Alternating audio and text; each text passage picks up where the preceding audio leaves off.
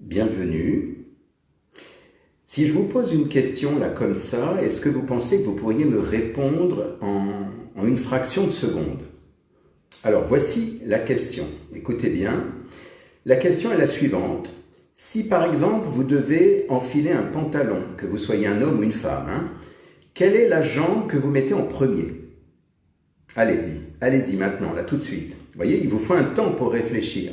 Si j'enfile un pantalon, spontanément, quelle est ma première jambe que je mets? Est-ce que c'est la jambe droite ou la jambe gauche? Alors évidemment, vous allez me dire, ça dépend de chacun, puisqu'on est tous différents. Seulement, vous voyez, le temps de répondre à cette question, il vous faut un temps de réflexion.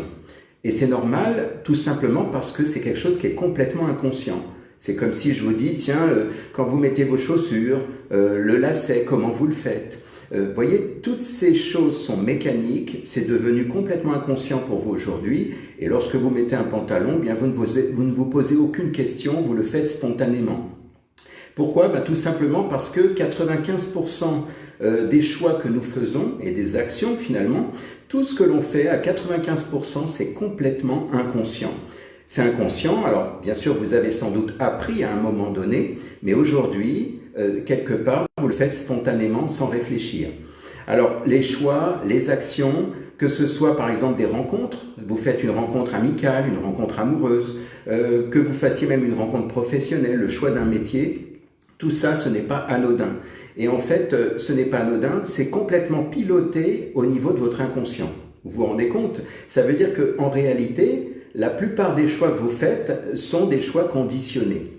Alors, il y a une bonne et une mauvaise nouvelle dans tout ça, parce que heureusement qu'il y a des choses, l'exemple du pantalon tout à l'heure, imaginez si vous deviez prendre du temps pour réfléchir, alors quelle jambe je vais mettre en premier, ou même, je ne sais pas, pour tenir votre fourchette, pour manger, imaginez ça serait fastidieux si vous deviez à chaque fois réfléchir en conscience et vous poser la question. Alors donc c'est bien pratique pour toutes ces petites routines parce qu'il n'y a pas à réfléchir. Si je veux allumer une lumière, si je veux m'asseoir, je veux conduire une voiture, imaginez si je devais réapprendre à conduire tous les jours, ça ne serait pas facile. Donc pour des compétences acquises, c'est super, c'est génial. Le problème, ça va être au niveau de certains conditionnements qui deviennent des parasites. C'est-à-dire que la plupart du temps, lorsque les gens viennent nous voir en séance, ils viennent justement par rapport à ces conditionnements qui, quelque part, leur donnent des peurs, des croyances, un mal-être, par exemple. Et tout ça, c'est à travers ces différents conditionnements qui sont restés stockés dans leur mémoire, dans leurs expériences, dans leurs souvenirs. Alors, bien sûr, heureusement, il y a des solutions. Heureusement, on peut se libérer de ces conditionnements, puisque c'est un peu le travail qu'on fait en accompagnement, quand on accompagne quelqu'un en thérapie. Maintenant, l'idée, c'est que les choix sont des répétitions inconscientes. C'est-à-dire qu'on a l'impression parfois d'être libre de nos choix, et on se dit « Ah oui, j'ai fait ce choix parce que j'avais envie, parce que ceci ou cela ». En réalité, non, c'est pas forcément lié à ça. Imaginez le choix d'une relation amoureuse, ou le choix d'un métier, ou le choix, je sais pas moi, d'aller à gauche ou à droite, d'aller voir tel film au cinéma. Eh bien, quelque part, comme je vous disais tout à l'heure, à 95%, ces choix sont pilotés dans l'inconscient, par l'inconscient et dans l'inconscient. Ça peut être des choix en rapport avec nos blessures. Il existe 5 blessures différentes et en fait ces blessures, on en a tous plus ou moins, au moins 3 ou 4 à l'intérieur de nous. Alors au fil du temps, heureusement, on arrive à travailler dessus pour les dépasser. Ce qui se passe, c'est que quand on est piloté intérieurement par notre inconscient, eh bien on est piloté aussi par ces blessures, par ces traumatismes, ces choses qu'on a pu traverser dans notre existence. Alors évidemment, le choix n'est pas réellement un choix libre à ce moment-là. C'est un choix par défaut, un choix conditionné. Et c'est ça qu'on cherche à libérer quand on accompagne les gens en thérapie.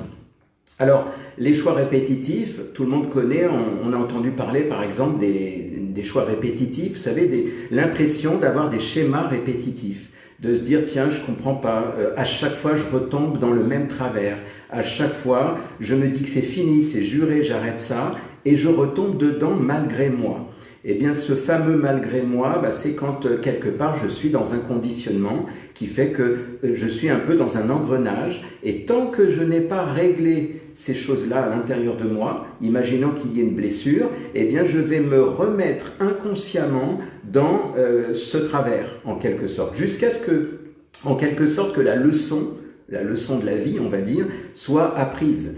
À partir du moment où j'aurai dépassé ça, par exemple, j'aurai fait un choix en conscience qui fait que j'arrive à réparer quelque part une blessure, eh bien, comme par hasard, comme par magie, ces choses-là vont cesser de se présenter à moi. C'est quand même intéressant.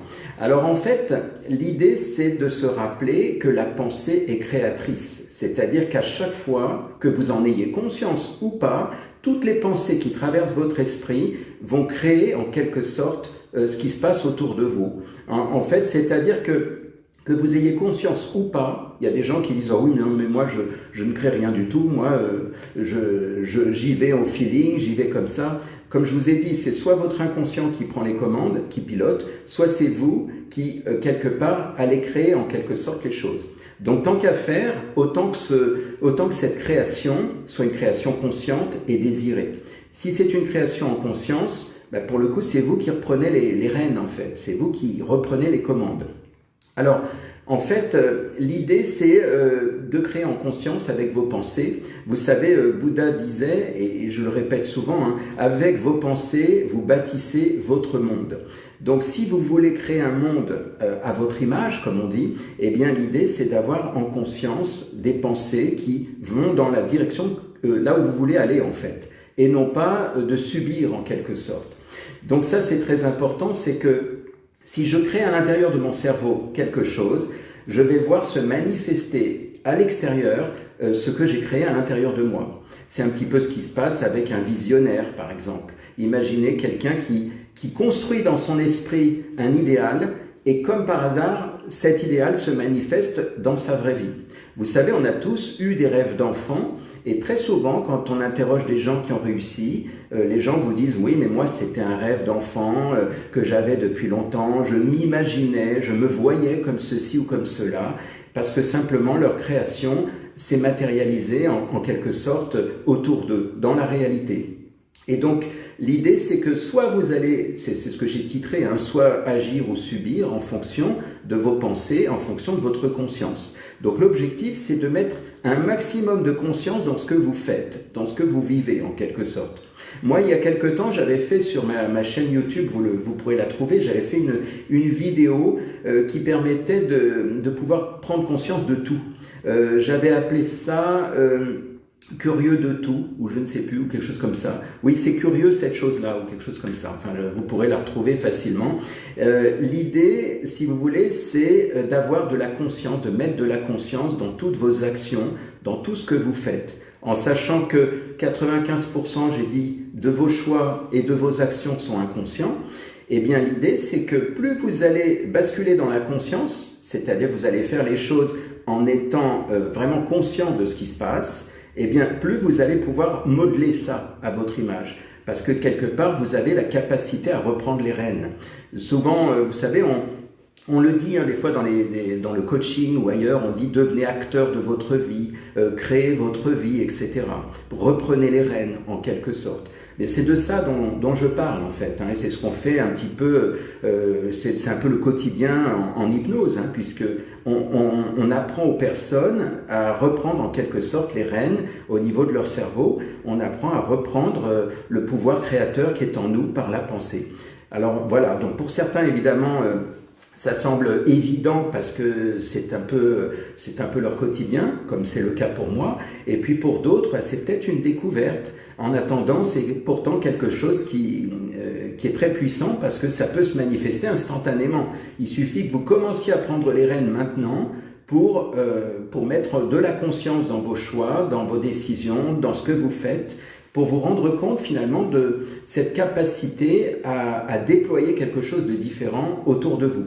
Et rappelez-vous de ça, tout ce que vous créez à l'intérieur de vous se manifeste à l'extérieur. C'est quelque part... quelque chose qui est presque instantané, qui se fait entre ce qu'on appelle le macrocosme et microcosme. Je ne sais pas si ça vous parle. Microcosme, c'est ce qui est à l'intérieur de moi, et macrocosme à l'extérieur. Voilà, en quelque sorte. Donc, pour commencer, si vous voulez mettre de la conscience dans ce que vous faites, eh bien, vous pouvez par exemple prendre conscience de ce que vous mangez, par exemple. Parce que vous savez, très souvent les gens mangent et n'ont pas conscience parce que soit ils regardent la télé ou leur téléphone ou ils parlent avec quelqu'un. Eh bien, amusez-vous à faire ça en conscience, de manger en prenant conscience de ce que vous mangez. Vous prenez conscience de l'odeur, du goût de l'aliment, de ce que vous voyez dans votre assiette. Vous voyez, rien que ça a l'air simple et ce n'est pas forcément facile. Vous pouvez essayer, vous verrez, ça demande un petit effort parce que le conditionnement revient très vite à la charge. Le conditionnement de vos pensées, de réfléchir à autre chose ou de vous replonger dans votre télé ou votre téléphone.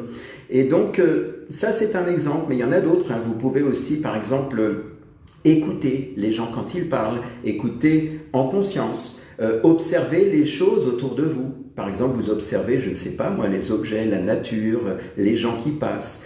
Et remettez de la conscience et vous allez voir que ça va vous redonner cette sensation d'être vraiment vivant, d'être pleinement ici et maintenant.